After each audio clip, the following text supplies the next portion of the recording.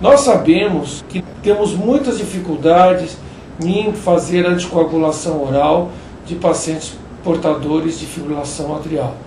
A varfarina é um medicamento já classicamente utilizado há muitos anos e o que nós identificamos ao longo da experiência acumulada ao longo destas décadas com a varfarina é que a sua utilização ela tem uma forte influência de outros fatores, como por exemplo o uso de outros medicamentos, como por exemplo de alterações nos hábitos alimentares, e isto tudo acaba por influenciar na ação da varfarina, e estas alterações acabam levando muitas vezes a um difícil controle da anticoagulação oral. Além disto, nós sabemos que a anticoagulação oral, para ser efetiva,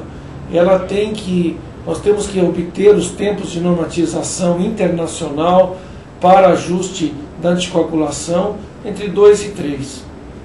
Nós temos a clara identidade de que se você não tiver esta relação de tempos entre 2 e 3 para o ajuste do RNI na fibrilação atrial, nós não vamos ter uma boa anticoagulação do paciente. E não tendo uma boa anticoagulação, não tendo uma anticoagulação nos níveis ideais, nós estaremos de um lado deixando de proteger o paciente e de outro lado o risco do paciente vir a desenvolver eventos tromboembólicos, uma vez que esse paciente estará com seus tempos de anticoagulação pouco reduzidos, e também se nós fizermos esse paciente, torná-lo ele muito anticoagulado, nós temos então um risco de sangramento. Isto leva-nos àquele conceito clássico da faixa estreita terapêutica. De um lado, uma pouca anticoagulação, colocando o paciente em risco de um evento tromboembólico. De outra, uma anticoagulação plena, com números com um paciente com os valores do RNI muito alongados e que levam esses indivíduos a riscos de sangramento, particularmente sangramento hematoencefálicos, levando esses indivíduos a terem acidentes vasculares cerebrais hemorrágicos. Esta é a base pela qual hoje nós temos buscado a identificação de novos anticoagulantes que permitam, de um lado, a não utilização de exames laboratoriais para fazer o controle da anticoagulação, e de fármacos que possam ter um perfil de segurança que evitem que a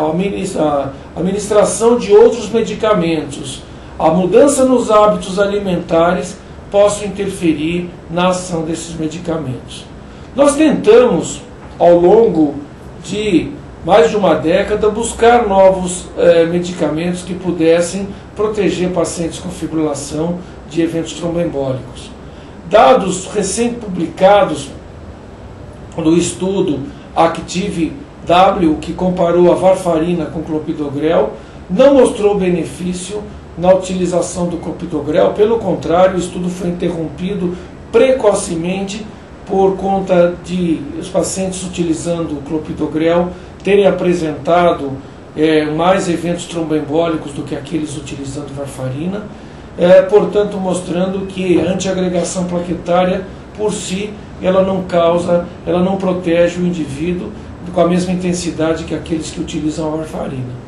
Um outro ponto, e novas tentativas foram estudadas a partir da associação da aspirina com clopidogrel em pacientes tolerantes à varfarina. E o que se pôde observar nesses estudos, que foi um braço do estudo ACTIVE, estudo chamado ACTIVE-A, mostrou que a associação do AS ao clopidogrel pode trazer algum benefício na redução de eventos tromboembólicos. Entretanto, uma redução que não é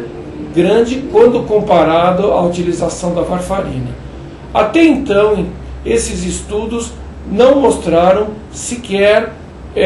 igualdade quando se trata de você promover uma anticoagulação oral que possa proteger o paciente. E diante disto é que se buscou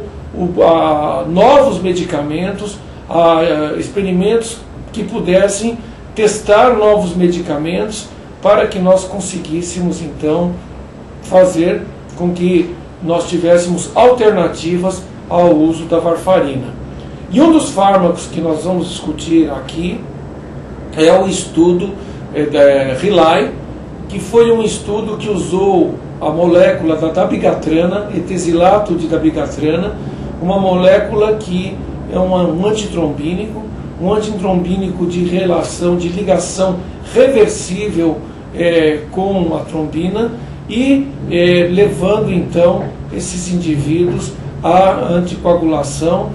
permitindo que, através da sua meia-vida baixa, esses pacientes pudessem ter as suas doses não somente ajustadas, mas, acima de tudo, em algum evento hemorrágico, ter o fármaco descontinuado com rápida eliminação através